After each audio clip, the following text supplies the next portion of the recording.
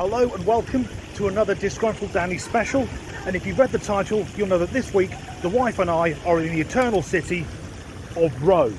Now I was going to film this introduction about 500 yards that way from the top of the Spanish Steps, but when I got there the whole area is cordoned off and being guarded by police with machine guns, so best not try running to the top of them. However, before I move on, let's scroll back 12 hours when I was still in England. 3:20 on Thursday morning. And we're about to head to the airport. Is it Disgruntled? You ready for this? Yes. The thing about using a kettle in a hotel room is hoping that the previous guest hasn't pissed in it.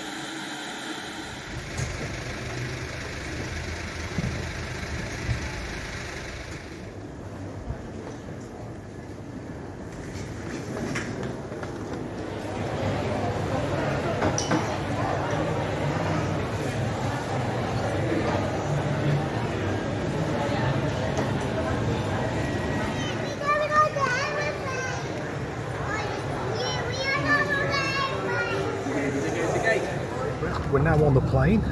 We got to the airport at 4 AM and despite only needing to go through security, that took an hour and a half.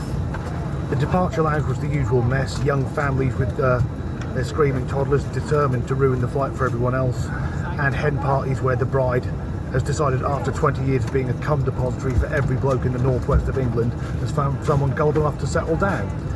Now we're awaiting takeoff, which is delayed because although everyone was here on time, the only people who didn't bother to make it were the cabin crew.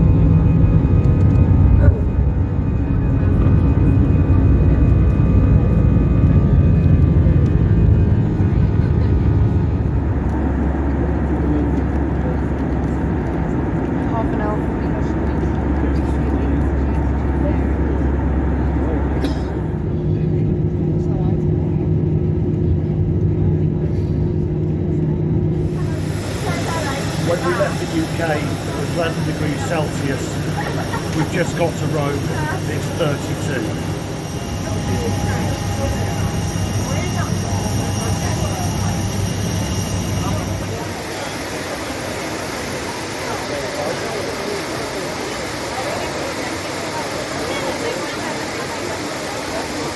We landed in Rome around midday, and that meant we'd then have to clear customs. Now bear in mind it took an hour and a half to get through customs from the country I'm from.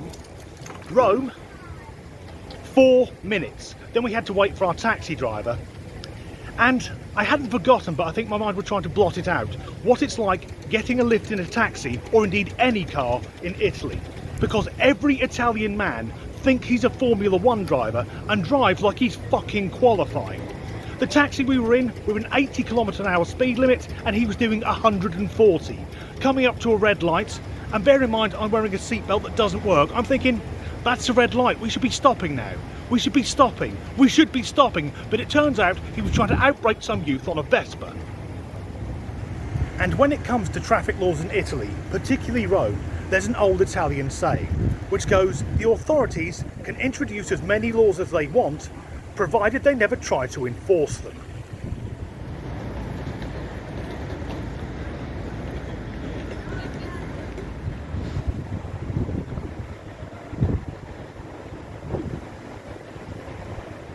However, this isn't our first time in Rome. We came here 8 years ago, just after we got married. So you may be wondering, with so much of the world to see, why would we come on holiday to somewhere we've already been? Well, it's to do with the Eurovision Song Contest. The Eurovision Song Contest. What does that mean? Well, the band who were runner-up in 2015's Italy's version of The X Factor, went on to represent Italy at the Eurovision Song Contest last year. That band, of course, is Måneskin, and Mrs. Disgruntled is fucking obsessed with them. Or rather, she's obsessed with their singer. Now, he's a good-looking bloke, and she's been spoiled, so I can understand that. Luckily for me, the bass player in Måneskin is this young lady, 22-year-old Victoria De Angelis. Now, she's 22, I'm 44, so I'm double her age, so I'm hoping she's got issues. Nonetheless, on Saturday night we'll be going to their home concert here in Rome, which should be fucking epic.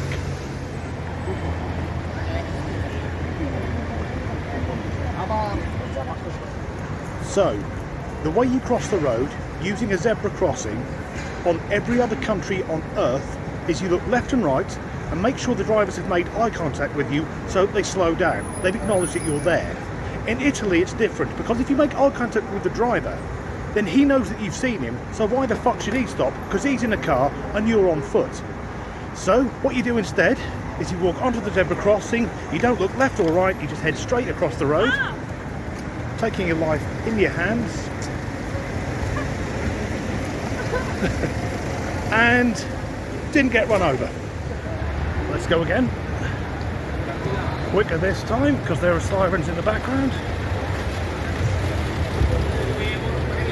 Almost hit by that motorcycle, but I'll live to fight another day.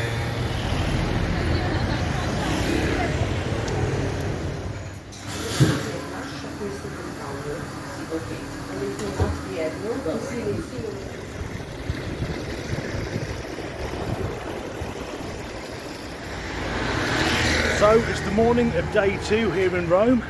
Mrs. Disgruntled and I are doing a dry run to Circus Maximus for tomorrow night's concert, and luckily I've made sure that I blend in and don't look like a tourist.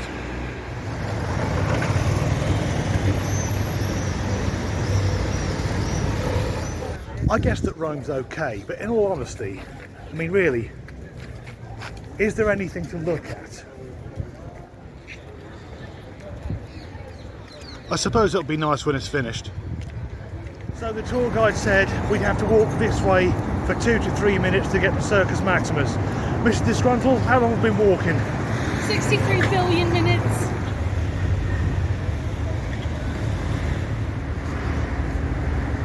We found it.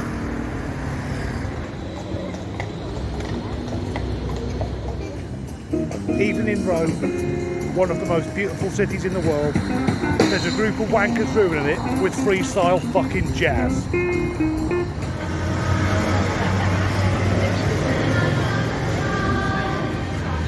Wife? Yes. Where are we going for dinner? The Hard Rock. Are you excited? Yes.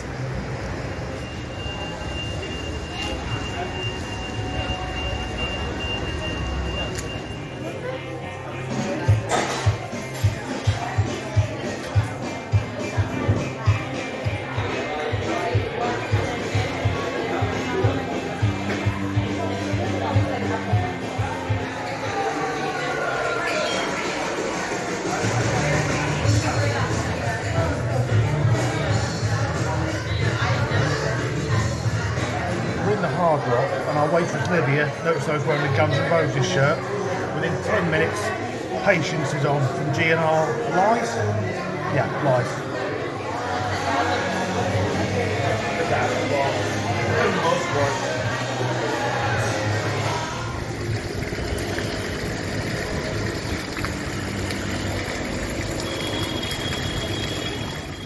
Something I've been wondering is, how do the locals know to address me in English?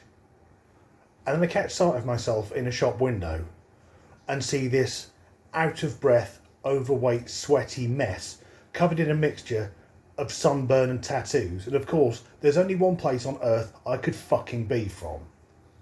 I'm a perfect example of a Brit on holiday.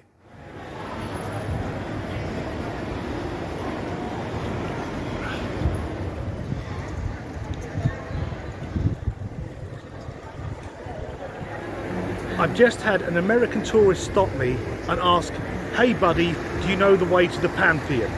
Because apparently they couldn't see that.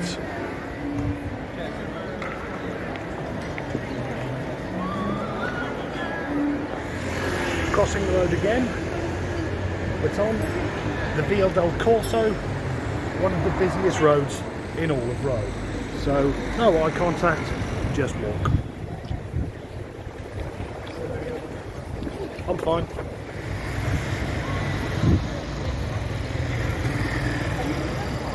Carabinieri.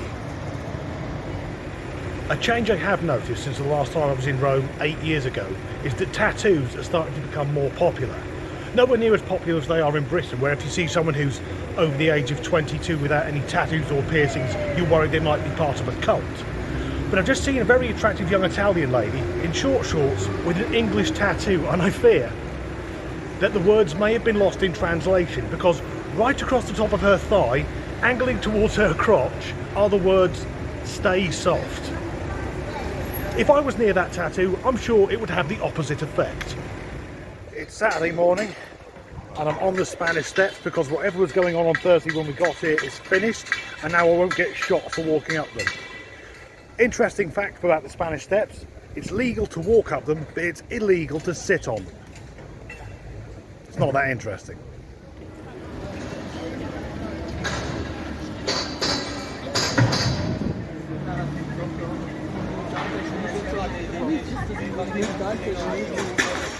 So it's now Saturday afternoon.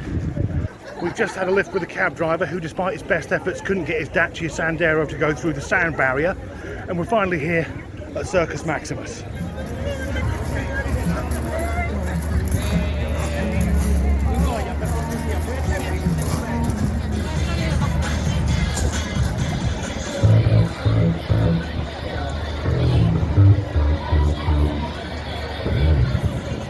They're not on for another 4 hours.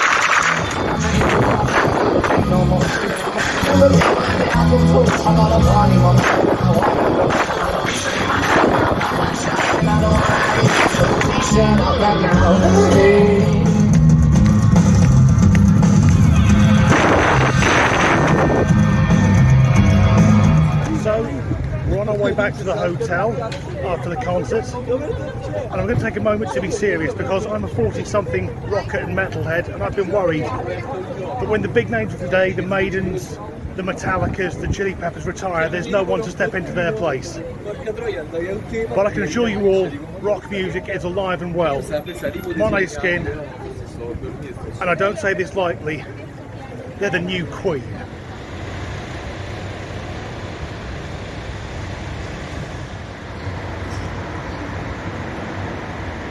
So it's the morning after the night before. And here's an observation based on last night's concert, because I've been to countless gigs, concerts and festivals in the UK, and the etiquette is always roughly the same, in as much that anyone who isn't driving gets as drunk as possible as quickly as possible. And if you're a man and you need to urinate, you use the plastic cup which until moments before contained your beer, you piss into that and then loz it over your shoulder to let the people behind you worry about it. And at the end of the night, again, everyone who isn't a designated driver, of which I'm always one, has had 15 pints and someone's been stabbed in the car park. Now compare that to last night here in Rome, in Italy. Italy, a country where health and safety doesn't exist, where the law appears to be do whatever the fuck you like. Everyone was polite, there was no pushing or shoving, and when someone had finished using a water bottle, instead of just throwing it on the floor, it was passed forward through the crowd to one of the stewards who would put it in the bin. So my observation is this: for years, rock and metal has been associated with the UK and the USA. Maybe it's time we let the Italians have a go.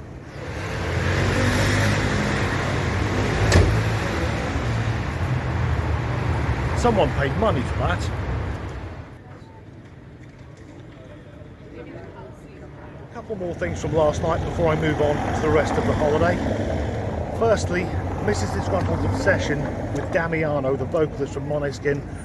I can completely understand that, and I've seen the guy perform live. He is offensively good looking. I'd go as far to say that if someone put a gun to my head and said, Dan, you've got to do the gay thing, I'd say, okay, call this young chap from Rome. And secondly, for years, my number one celebrity girlie has been the American shred guitarist Nita Strauss. But right now, she's sitting at number 2 because I've seen Victoria perform live. So at this moment in time, I'm more attracted to a bass player than a shred guitarist. And as a guitarist myself, I have to say, I feel a bit dirty.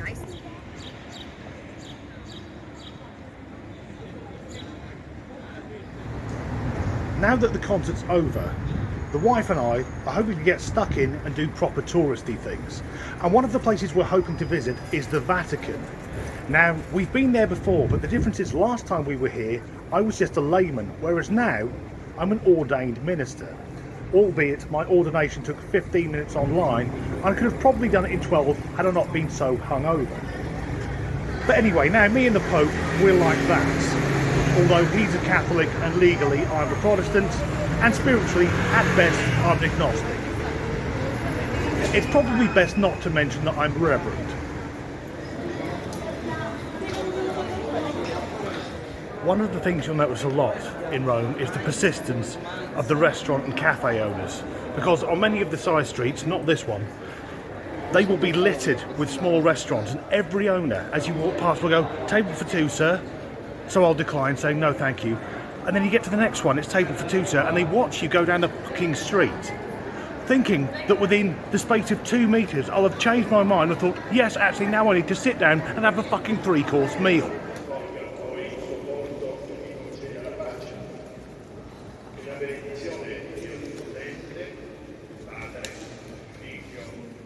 Today we're going to the Vatican, and I considered wearing my Stranger Things Hellfire Club t-shirt, but then decided against it in case they don't let me in which case that hilarious prank would cost me €57 per ticket. So instead, I've settled on this tasteful ensemble. A Hawaiian shirt, combat trousers, and socks there with grapes on to reflect the wine which was made by our Lord from water.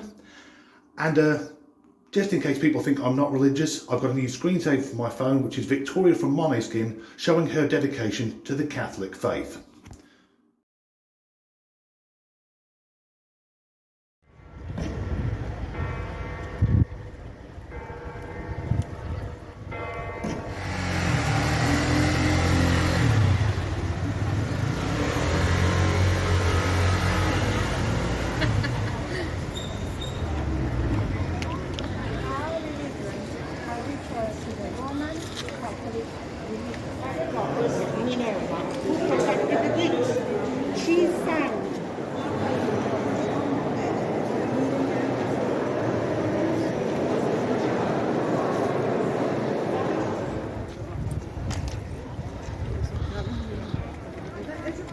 I'm inside St. Peter's Basilica.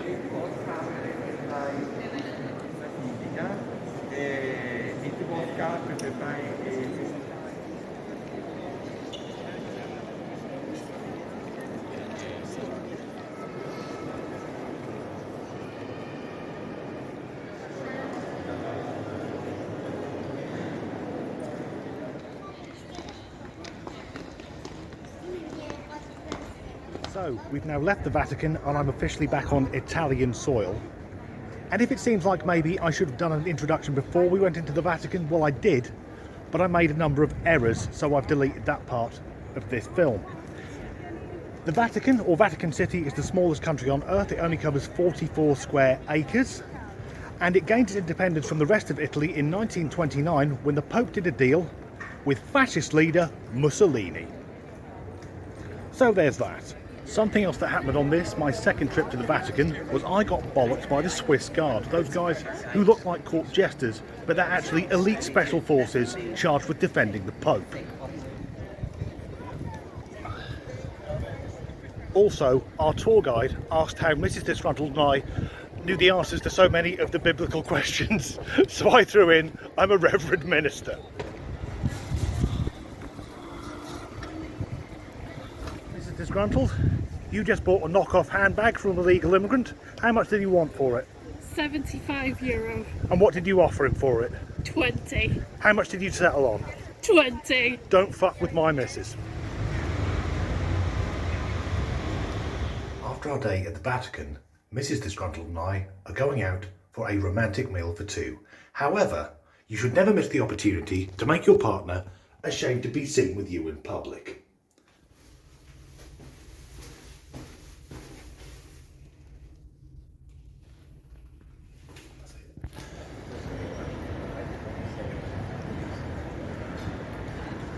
We've just been for dinner at a beautiful outdoor Italian restaurant. The last time we were there was 8 years ago when we were on honeymoon, and we both ordered a pasta dish and then asked for a side of French fries. And at that point the waiter looked at me like I'd asked, does your daughter do anal? So they brought the pasta out and then pretty much dumped the French fries on the table and then went, and here's the ketchup, like it was feeding time at the fucking zoo. Today we're going to the Colosseum, but today is slightly marred because last night Mrs. Disgruntled had a dream where I was cheating on her with Zendaya, and for some reason she's in a bit of a mood for what Dream Me did, and I'm suffering for it. During breakfast this morning I witnessed something truly disturbing. A couple of tables from us there were 3 young Spanish men, so that's bad enough to begin with, but we all know the way you have cereal is you tip the cereal into a bowl and then put milk into it. But this one young Spaniard filled the bowl full of milk and then sprinkled the cereal into it. The godless fucking heathen. Slight change of plan.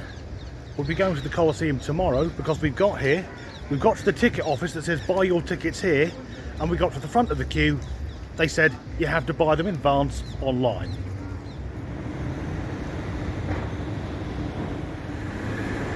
Another change from when we were here in 2014 is now there are hardly any beggars. Back then, every church you went past there'd be a number of beggars outside, whereas now the churches all have signs on them saying please don't give money to the beggars, they're part of a criminal network who help fund the mafia. So that's nice. Although this morning didn't go as planned and we haven't yet been to the Colosseum, the trip out wasn't wasted because I've got next year's calendar.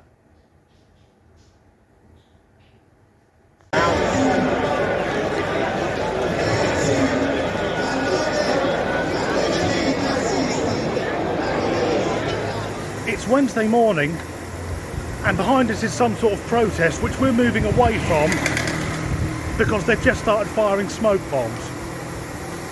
It's fun in Rome.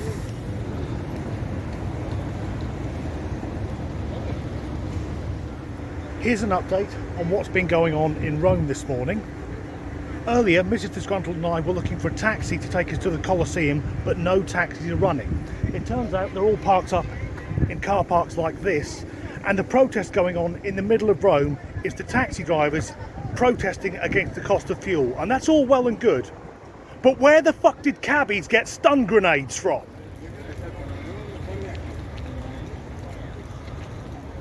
Now, I'm not saying that Mrs. Disgruntled and I bring bad luck wherever we go, but 8 months ago we were in Spain and that was hit by a freak tropical storm, and today we're in Rome and the cabbies have gone paramilitary.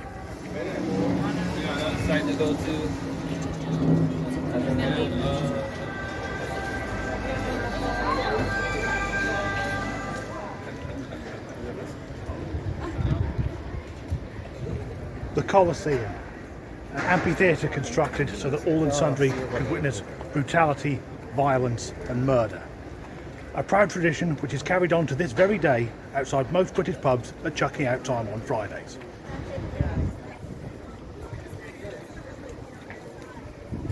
It's odd to think that many centuries ago, the average working man, just like me, would finish his week's work and think, what I want to do at the weekend is take the wife and kids up the Colosseum so the whole family can watch some convicted convicts get ripped apart by bears before a couple of gladiators try and hack each other to death. I'm happy with a movie and a pizza.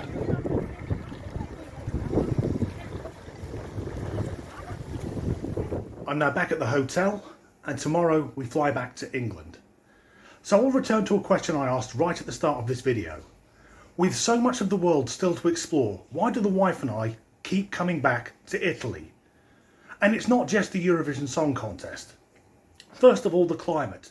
It is stunning here. Back in England, I've got friends saying that in England there's a heat wave because it's 24 degrees. Outside right now in Rome, it's 39. But it doesn't kill you in the way that heat kills you in the UK. It's bearable. Secondly, Italy is a stunning country, and not just the natural world. Any of the architecture, anything in Italy built before the 20th century will be stunning. Rome is amazing. The women's fashion in Italy is also wonderful because for young women, they all wear short shorts and as little on top as they can legally get away with, and long may that continue. But the main thing about Italy is the attitude. The complete don't give a fuck attitude, because here in Rome, it's fine to have a glass of wine at 10 in the morning and then get on your scooter. People won't tut at you. Everyone here knows that smoking is bad for you, but they all still do it.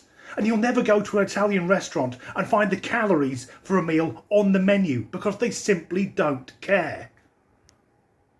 So that brings us to the end of this special. I hope you've enjoyed accompanying me on my week around the Italian capital. I've had a lot of fun.